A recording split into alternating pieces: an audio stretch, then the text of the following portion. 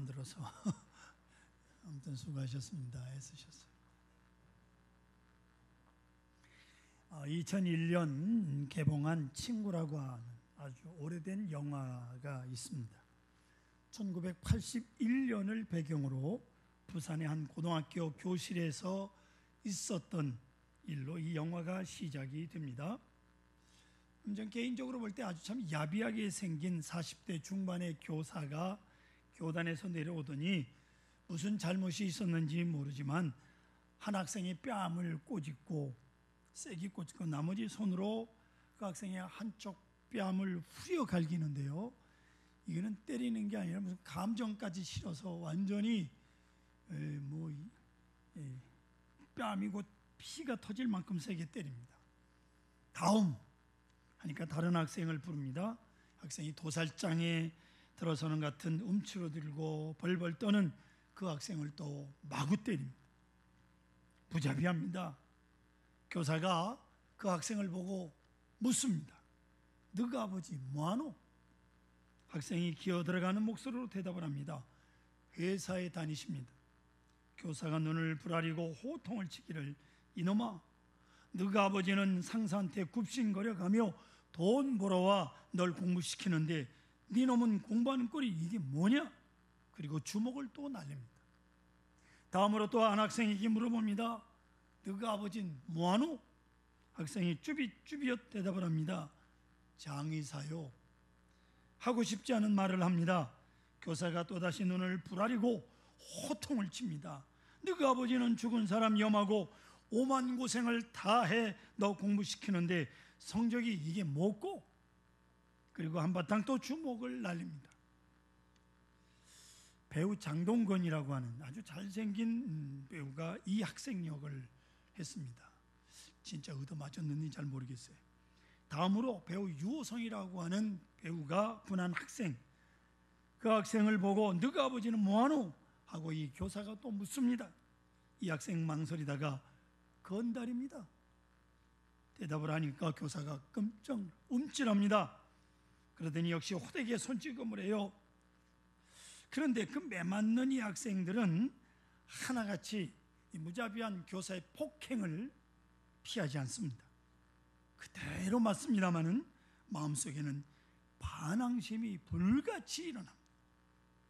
이 교사 학생들의 자존심은 상관하지 않고 막 짓밟으면서 죽일 고기 다루듯 하는데 명분이야 딴에는 학생들 잘되라고 하는 것이겠지요. 공부 잘하라고 그런 것으로 치부되겠지요. 그러나 학생들은 끝까지 반항을 하고 그 친구는 나가서 결국 건달이 되고 맙니다. 그 일생 망가지는 거예요.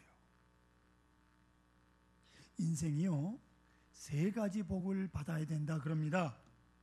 이 복은 타고나는 건데요, 그런데 선택이 아님. 첫째가 부모를 잘 만나야 된다 그럽니다. 이 첫째 복이에요. 어찌하겠습니까? 내가 부모를 선택한 것이 아닙니다. 부모가 나를 낳아주셔서 세상에 태어난 거예요. 부모 잘 만나는 것 결정적인 축복입니다. 두 번째로 선생을 잘 만나야 되는 거예요. 아까 같은 그 선생 만나면 건달밖에 더 되냐고요. 단 한 사람의 좋은 선생을 만남으로 훌륭한 사람이 되기도 하고 단 한 사람의 몹쓸 선생을 만나서 일생 망가지기도 하잖아요. 여러분, 자녀들 다른 거 염려하지 마시고 선생님 잘 만나도록 기도하십시오. 예? 세 번째, 배우자 잘 만나야 돼. 아내, 남편 이거 잘못 만나면 일생 큰일 납니다. 제가 결혼 주례할 때마다 주례 말씀을 하지만 황홀경에 빠져있는 두 젊은이 그게 뒤에 들어오겠습니까? 목사님 빨리 끝내주세요. 무슨 소리가 들려오겠냐고요. 여러분이 행복을 찾아 결혼을 합니다마는 진정으로 두 사람이 사랑한다면야 천국이겠지요. 오늘 그 천국으로 돌아가는 겁니다마는 그 사랑이 식어지면 그날부터 그 결혼은 십자가를 지는 거예요. 십자가야. 천국과 지옥을 동시에 넘나드는 것이 가정이라니까. 그래서 배우자를 잘 만나야 평생 행복한 겁니다. 우리 청년들 연애 잘해야 돼요. 오늘 본문 말씀을 깊이 살펴보면 역사의 종말에 그리스도께서 오심으로 하여 많은 사람이 구원을 받는데요, 구원받은 성도에게는 아버지의 마음이 자녀에게로, 자녀들의 마음이 아버지에게로 돌이키게 되는 가정의 구원이 있겠다고 말씀을 합니다. 부모 자식 간의 관계가 구원되겠다는 거예요. 그래서 그 가정이 하나님의 나라가 되겠다고 하는 것, 이것이 오늘 주시는 귀한 메시지예요. 근데 모름지기 오늘 제가 말씀드리고자 하는 것은 마음이 문제입니다. 우리가 사랑한다는 말 많이 하죠. 그러나 딴에는 사랑한다고 하면서 사실은 그 사랑이 사람을 괴롭히는 사랑도 있더라고요. 사랑하기 때문에 이라고 하면서 사람을 죽이기도 하고요. 사랑한다면 결혼해야 되는데 어떤 여자는 사랑하기 때문에 헤어진대. 이건 또 뭔 시날라 까먹는 소리인지 제가 하도 여자들한테 차여서 꼭 저를 찰 때마다 그럽디다. 사랑하기 때문에 헤어진대. 그러면서 저보러 목사하지 말래요. 신학교 다니는 사람 보러 목사하지 말래요. 뭘 하라는 거예요? 화가 나서 하는 소리입니다, 이건. 다 잘 사시겠죠. 저를 차버린 여자들도 다 잘 살 겁니다. 여러분, 사랑한다고 하면서 자식을 아예 비틀어버리는 부모도 있더라고 보니까. 아주 못살게. 그건 결코 사랑이 아니에요. 그러니까 마음이 문제입니다. 마음을 주고 마음을 받아들일 때만이 그것이 진정한 사랑이요, 그 사랑을 받고 그 사랑을 먹고 사는 사람이 진정한 사람이 되는 거예요. 성도 여러분, 사람은 밥만 먹고 사는 존재가 아닙니다. 사랑을 먹고 산다고요. 예? 그래서 사랑이 없으면 사람은 살지 못합니다. 근데 그 사랑이 뭐냐? 마음이에요. 마음. 자, 사랑의 마음, 첫째는 진실해야 돼요. 정직함이라는 거 잊지 마십시오. 사랑하는 자 앞에서 정직합니다. 사랑은 거짓이 없다고요. 진실만이 최고의 웅변이요, 최고의 교육인 겁니다. 여러분, 우리 자녀들 앞에서 정직하십시다. 뭘 잘해주고 못해주는 거 그거 중요하지 않아요. 있으면 잘해줄 수 있고 없으면 못해줄 수도 있지. 여러분, 세상에서 사랑하는 사람으로부터 속는다고 하는 배신처럼 괴로운 일이 어디 있습니까? 내가 어렸을 때부터 만난 바로 이 부모님, 그들의 정직함, 그들의 진실함만이 가정교육의 기본이라는 것을 알아야 돼요. 뭐 비싼 가방 사주고 비싼 옷 입혀주는 거, 그게 중요한 게 아니에요. 천하 없는 이야기도 소용이 없어요. 오직 진실한 말만이 설득력이 있는 거예요. 부모들이 진실해요. 대화가 어떻게 이루어지느냐 하는 것을 연구한 전문 서적들 다 종합해서 간단하게 세 마디로 요약한 가장 효과적인 대화, 첫째, 진실한 말과, 둘째, 넓은 가슴으로 수용하는 수용적 자세, 셋째, 깊이 이해하는 것이다 하는 거예요. 깊이 이해하는 것, 그들의 사정을 깊이 이해하는 것, 그것이 진정한 대화를 가능하게 하는 겁니다. 그 첫째가 뭐예요? 진실이에요.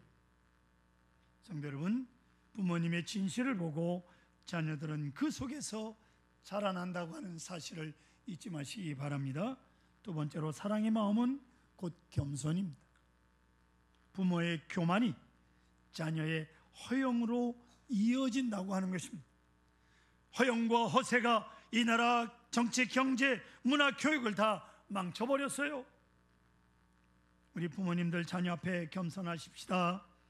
자녀들에게 이래라 저래라 하지 마시고 아주 낮추어서 나는 실패했다, 나는 너만큼 열심히 공부하지도 못했다, 나는 너만도 못했느니라고 자녀들에게 해보세요. 그게 또 사실이고, 그러면 아이들이 신바람 나서 공부합니다.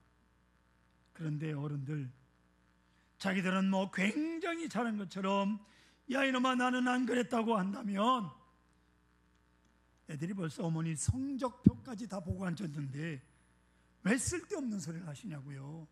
뭘 자녀보다 낫다고. 겸손하세요. 아주 겸손하게 낮춰서 나는 이러했느니라. 그러므로 내게 소원하는 것은 이렇게 해달라는 거예요. 진실하게 겸손하게. 그러면 아이들이 신나는 겁니다. 문제는 허영이요.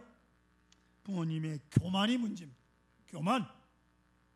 보세요. 우리 깊이 생각해야 됩니다. 최고가 되라고 하는데 최고 지향적인 교육을 하면서 그만 최선을 잃어버렸다. 최고. 그게 문제예요. 이 나라. 오늘 우리 주변의 일들을 보세요.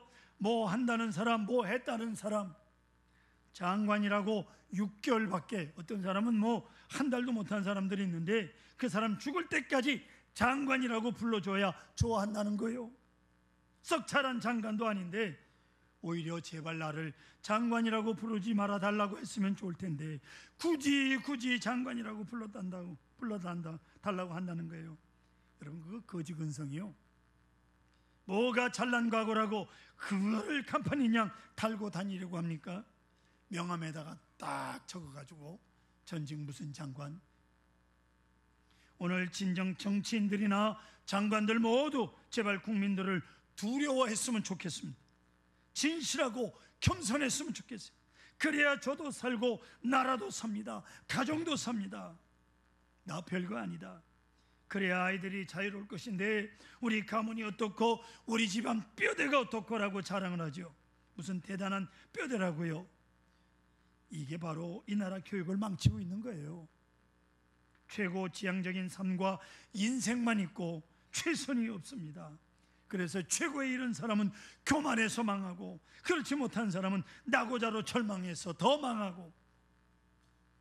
최선이 뭔지, 내가 사는 처지에서 가장 행복할 수 있는 비결이 뭔지, 행복의 질적 소양을 자녀들에게 가르쳐야 돼요. 부모가 지금 있는 상황에서 정말 행복하게 살아야 된다고요. 이 처지 이대로 얼마든지 행복할 수 있고 얼마든지 위대한 일을 할 수가 있는 거예요. 최선의 길이 있는 것을 보여주고 가르쳐 주어야 합니다. 그런 거로 마음은, 사랑의 마음은 곧 겸손이에요. 세 번째로 사랑의 마음은 기다림입니다. 곧 시간을 주는 거예요. 기다림의 시간이 사랑을 가능하게 하는 바로미터일시다. 여러분 얼마나 기다릴 수 있습니까? 보세요. 옛날에 어떤 여학생이 나중에 남편이 되고 장로님이 될 남학생, 눈이 많이 내리는 겨울밤에 찾아와 이 학생을 만나려고 합니다.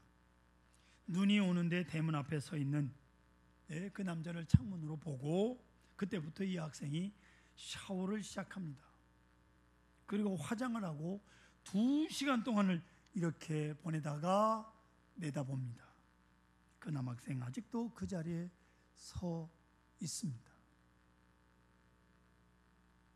이 학생 후에 어느 교회 권사님이 되셨다고요. 회개 많이 해야 될 거예요. 예? 그래도 그 장로님이 2시간 기다리려서 그나마 결혼했지, 안 기다려줬으면 구원사는커녕 얼마나 기다릴 수 있습니까? 그래서 사랑은 기다림이에요. 기다릴 수 있는 겁니다. 기다림의 즐거움, 이게 사랑이라는 거예요. 그런데 좀 언짢은 일이라도 있으면 단 1시간, 아니 단 10분도 못 참아서 발칵 뒤집어 놓는 이 얄팍한 마음, 이게 바로 사람을 망치는 거예요. 인격을 짓밟는 겁니다. 좀 기다려보세요. 조금 기다려보십시다. 넉넉히 알 수 있을 때가 있을 것이니까요. 아픈 마음의 치유라고 하는 제목의 책을 쓴 론 메리라고 하는 저자가 자신의 경험을 이렇게 기록하고 있습니다. 어느 때 자기 아들이 마음을 아파하고 절망감에 빠져 아주 괴로워하는 것을 보고 그 아버지 가슴이 미어집니다. 뭐라고 할 말도 없고 아버지는 아들이 잠자는 방에 몰래 들어가서 아이 옆에 아침까지 가만히 누워 있었습니다. 아무 말도 없이 아침이 되어 아들이 눈을 뜨더니 아버지 고맙습니다. 괜찮아요. 제가 넉넉히 이길 수 있을 것입니다.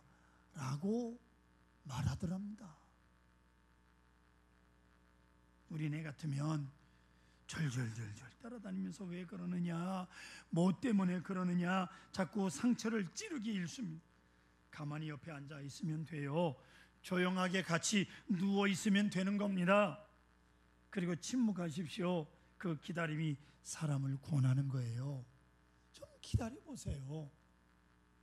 우리는 너무 말이 많아요. 말을 통해서 뭘 해결하려고 듭니다. 아닙니다. 침묵이라고 하는 기다림이 필요한 거예요. 침묵.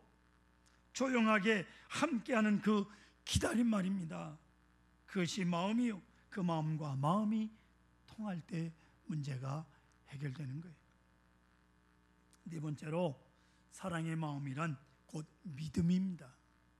끝까지 믿어줘야 되는 거예요. 과거에 대한 것도 믿습니다. 그랬을 거야. 나는 너의 정직함과 진실함을 믿는다 라고 말이죠. 현재를 믿고 그들의 장래를 믿어줘야 하는 것이 옳시다. CEO가 되는 길이라고 하는 책이 있어요. 그렇게 번역된 책에 보면 세계적인 CEO 중에 한 사람인 제너럴 일렉트릭의 잭 월치 회장 이야기가 있습니다. 잭 월치가 크게 성공했는데 그는 지난 날을 회상하면서 이렇게 말하고 있습니다. 그의 어머니 그레이스 아들을 믿어주었습니다. 잭 월치는 이렇게 말합니다. 모든 사람이 나를 믿지 않을 때도 어머니는 나를 믿었다. 내가 나를 믿을 수 없을 때도 어머니는 나를 믿었다. 너는 할 수 있다. 너는 할 수 있다고 하신 그 믿음 때문에 오늘 내가 있다. 여러분, 어떤 일이 있어도 실망은 있을 수 없습니다. 절망도 있을 수 없습니다. 사랑은 곧 믿음입니다. 믿어주는 거예요. 끝까지 믿습니다. 결코 믿고 낙심하지 않는, 이게 사랑입니다. 다섯 번째로 사랑의 마음은 곧 행복입니다. 사랑한다는 말을 우리가 많이 하지요. 그러나 그 많은 말 별 의미가 없습니다. 가장 중요한 것은요, 눈빛이에요. 여러분들이 저를 진정으로 사랑하는지 눈빛을 보면 압니다. 여러분, 제 눈빛이 어떻습니까? 여러분을 진정 사랑하는 눈빛이에요? 예? 마음이라고요. 꼭 말을 해야 합니까? 말하면 더 좋고, 그런 눈빛으로. 사랑하는 자의 눈빛은 언제나 밝아요. 예? 싱싱해, 그 눈빛이. 그런 거로 우리는 I'm so happy because of you. 나는 당신 때문에 행복하다. 너 때문에 행복하다. 이 아름다운 말 자주 해야 돼요. 그 말 한마디가 얼마나 좋은지 모릅니다. 나는 너를 생각할 때마다 행복하고, 하나님께서 내 가정에 너를 보내주신 것이 행복하고, 너를 볼 때마다 행복하고, 너를 위해서 수고하는 것 자체가 행복이다. 이렇게 행복하다라고 남편에게, 아내에게, 그리고 자녀에게 한번 해보세요. 해보시라니까. 옆에 있어야 해보지까 다 뚜룩뚜룩 떨어져 앉아 있으니, 부부가 같이 앉아 있는 사람 어디 있나? 눈을 씻고 봐도 사람. 황경임 집사, 김대령 집사한테 당신 때문에 행복합니다 한번 해봐요. 쳐다보고.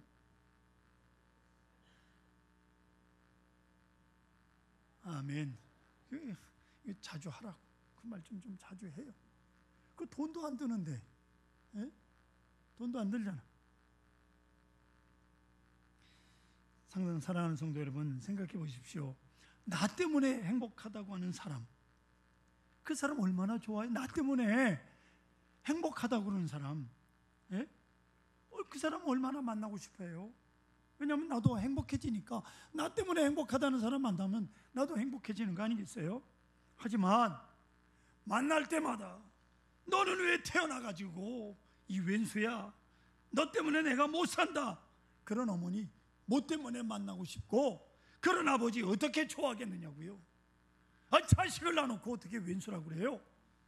남편에게 어떻게 왼수라고 그러냐고. 예? 뭐 때문에 이런 분하고 같이 사자고 자녀들이 나 때문에 죽을 지경이 이러는데 이게 바로 우리네의 문제예요. 딴에는 사랑한다고 말하지만 그건 사랑이 아니에요. 자기 사랑이지 자식 사랑이 아닙니다. 그래서 사랑이 중생을 해야 돼요. 아시겠습니까? 내 인격이 중생하듯이 우리의 사랑도 중생해야 돼요. 그것은 보다 더 진실해야 된다 그 말이에요. 진정으로 마음에서 사랑하는 마음을 담아서 사랑한다고 말해야 돼요. 어느 가정에 어머니가 좀 실수를 했나 봐요. 뭔지 잘 모르지만 그 어머니의 실수로 상처받은 아들이 상처받고 집을 나가버렸어요. 여러분, 자녀들이 집 나가는 거 당연한 겁니다. 뭐 좀 잘못하면 나가! 이 XX 하고 소리 지르잖아요. 왜 나가라고 그래요? 들어오라고 그래야지. 이리로 들어와 그러고. 그러니까 나가라니까. 그 나간 거 다 부모님들 책임이요. 예? 한 달을 찾아다닙니다. 나중에 수소문한 결과 어느 집 계단 밑에 있는 지하실에 작은 방 하나를 얻어서 자취를 한다는 거예요. 물어 찾아간 그 방, 뭐 집어갈 것도 없으니까 문도 안 잠그고 갔나 봐. 마침 아들도 없고. 그래서 들어가 보니 그 집 방 안이 난장판이야. 안 그렇겠어요? 뭘 치고 다니겠어요? 냉장고가 하나 있는데 여러분이 아무것도 없어. 텅텅 비어 있어요. 그래서 어머니가 방 안을 깨끗이 청소해 놓고 텅 빈 냉장고에 음식을 가득 채워놓고 냉장고 문짝에다가 사진 한 장을 딱 붙여놓고 돌아왔습니다. 그 사진은 그 아들 100일 때 찍은 사진을 붙여놨습니다. 온 가족이 그 아들 하나 때문에 활짝 웃고 기뻐하는 모습. 이웃과 아들이 돌아와 그 100일 사진을 봅니다. 내가 세상에 태어난 것으로 해서 온 가족이 이렇게 좋아할 때가 있었구나. 어머니가 나로 인하여 이렇게 행복스러워할 때가 있었구나. 생각을 하고는 조용히 짐을 싸서 다시 집으로 돌아왔습니다. 사랑하는 성도 여러분, 진정한 사랑의 마음은 곧 행복이요. 나로 하여 너로 하여 나는 행복하다. 바로 그것이 진정한 사랑의 마음이요. 엘리 프롬이라고 하는 사람이 사랑의 기술이라고 하는 책에서 이렇게 말합니다. 당신이 필요해서 당신을 사랑합니다. 이건 잘못된 고백이라니. I love you because I need you. 이건 잘못된 거예요. 당신을 사랑하기 때문에 당신이 필요합니다. I need you because I love you. 한번 따라 하십시다. 당신을 사랑하기 때문에 당신이 필요합니다. 사랑하니까 필요한 거예요. 필요해서 사랑합니다. 이거는 도구지. 예? 어떻게 남편에게, 아내에게, 자녀들에게 필요해서 내가 사랑한다고 말할 수 있어요? 사랑하니까 필요한 거죠. 너무나도 소중하기 때문에 그가 내게 필요한 거예요. 이 사실을 우리는 분명히 알아야 합니다. 피터 드러커라고 하는 사람이 많은 책을 썼는데 그 중에 프로페셔널의 조건이라고 번역된 책이 있습니다. 그 내용 중에 보면 아주 오래전에 이 피터 드러커가 어렸을 때 아버지와 아버지의 친구가 나눈 대화의 내용이 들어있어요. 아버지 친구 이름은 조지프라고 하는 사람인데 피터 드러커가 보기에는 자기 아버지보다 그 친구 조지프가 더 잘나 보였다는 거예요. 그때 그 아버지 피터 드러커의 아버지가 조지프에게 이렇게 묻습니다. 자네는 앞으로 어떤 사람이 되고 어떤 사람으로 기억되기를 바라는가? 그러자 이 조지프라고 하는 아버지의 친구가 온 유럽에 있는 모든 처녀가 흠모하는 사람 되고 싶다는 거예요. 꿈도 야무져. 유명한 승마가, 그리고 정치가, 저술가, 교수, 뭐 좋다는 얘기는 다 해. 이런 사람이 되겠다고요. 근데 그 이야기를 듣는 아버지가 자네는 그렇게 될 수 있을 걸세, 그렇게 말하더는 거예요. 아니, 한 사람이 뭘 그렇게 많이 할 수 있습니까? 이제 그 아버지 친구가 65세 되던 때에 또 만났어요. 그 무렵 아버지가 그 친구를 다시 만나서 또 이렇게 묻습니다. 자네는 어떤 사람으로 기억되기를 바라는가? 그때 아버지의 친구가 고개를 숙이고 겸손하게 이렇게 말하더랍니다. 이보게, 이제 다른 소원은 없네. 다만 내 뜻을 알고 나로 인해서 변화된 사람 5명만 있으면 하네. 그 밖엔 더 바랄 것이 없네 라고 말이죠. 사랑하는 성도 여러분, 나로 인해서 변화된 사람, 나로 인해서 바른 길을 찾은 사람, 내 마음을 이해하는 사람 5명만 있다면 여러분 인생 성공하신 거요. 보세요. 많은 돈을 얻었는데 자식을 잃어버렸다? 잘못된 거죠. 그 돈 때문에 자식 망친. 출세는 했는데 아내를 잃어버렸다? 그 마음이 다 산산조각 난 거예요. 마음으로 더 사랑하고 마음으로 더 존경하는 그것이 없습니다. 그렇다면 실패요. 아무것도 얻은 것이 없는 거예요. 다른 사람 몰라도 자녀들에게만이라도 존경과 사랑을 얻을 수 있기를 바랍니다. 오늘 성경은 분명히 말씀합니다. 아버지의 마음을 자녀에게로, 자녀들의 마음을 그들의 아버지에게로 돌이키게 하신다고요. 그 날이 바로 구원의 날이 올시다. 그것이 은혜의 생활이요. 사랑하는 성도 여러분, 거룩한 구원을 회복하십시다. 마음과 마음의 진실한 만남, 거기에 진정한 천국이 있습니다. 거기에 인생의 성공이 있음을 기억하시기를 바랍니다. 하나님 아버지 감사합니다.